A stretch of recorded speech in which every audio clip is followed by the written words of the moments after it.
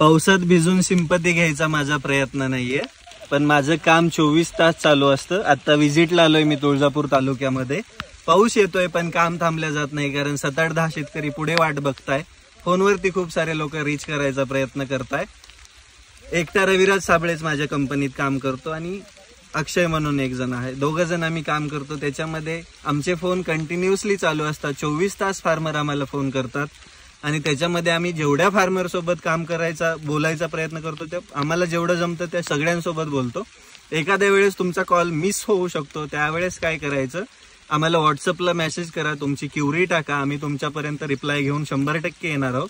या क्वालिटीचं जर काम करायचं आहे तर मला 100% शेतकऱ्यांच्या बांधावरती जावं लागणार आहे, बघावं लागणार आहे. त्यामुळे तुमच्याकडून सहकार्याची अपेक्षा आहे. तुम्हाला जर जास्त अधिक माहिती हवी आहे तर आमच्या घरच्या पत्त्यावरती, म्हणजे शेती जिथं आहे तिथला पत्ता भूम तालुक्यामध्ये गाव आहे, मेसेज